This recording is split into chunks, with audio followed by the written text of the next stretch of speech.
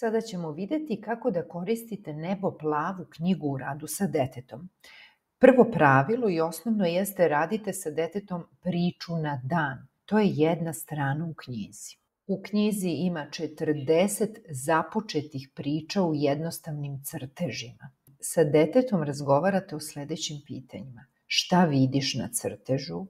Šta se tu radi? Zamisli gde bi to moglo da se dešava. Docrtaj priču. Dete zatim po svojoj želji docrtava priču i treba da je oboji. Sada ćete gledati razgovor sa detetom o tome šta je docrtalo i zašto. Ispričaj Juci šta si sve nacrtala. Sto, lubenicu, nacrtala sam Tepih. Nacrtala sam i policu. Policu. A zašto si nacrtala tu policu? Da bi mačka mogla da stane na policu. Dobro, a šta ovo jede miš? Jede lubenicu. Lubenicu jede. Gde je miš pronašao lubenicu? Na sto. On se popeo na sto? Da.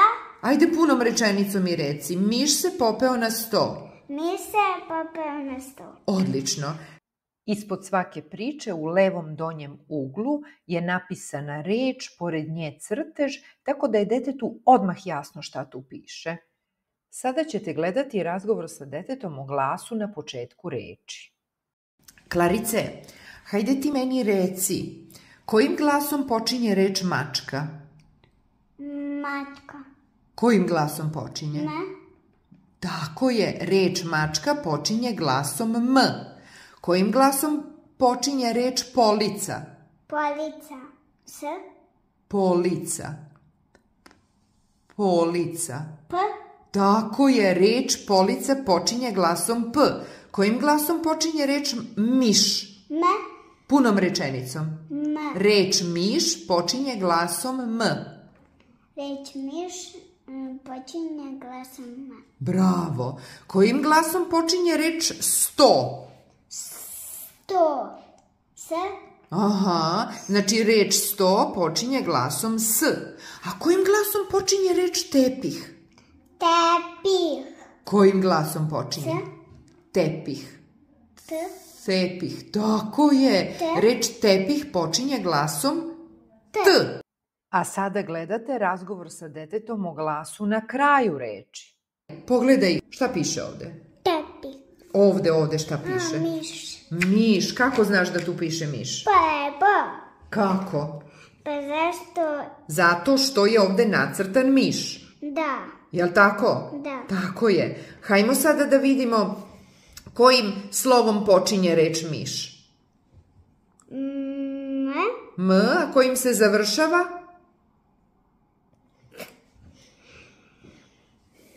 Koje je to slovo na kraju? Miš. Miš. Šta čuješ na kraju? Miš. Miš. Miš. Šta je na kraju? M. Na početku je M.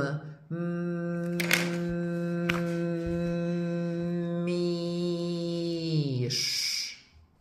Miš. Koji glas čujemo na kraju? Še. Bravo, baci 5! Tako je! Na kraju reči miš čuje se glas š. Opšta napomena, opšte pravilo. Govorite punim rečenicama i tražite od deteta punu rečenicu. Deca su različita, pa i crteži mogu biti najrazličitiji, od veoma svedenih i jednostavnih do sadržajno i bogato nacrtanih priča. Važno je da sa detetom razgovarate o svemu što je ono zamislilo. Kako je nacrtalo je manje bitno. Srećan rad! Nalazite se na YouTube kanalu Čitaj za 5. Sa nama vaše dete može lako i uspešno da nauči da čita.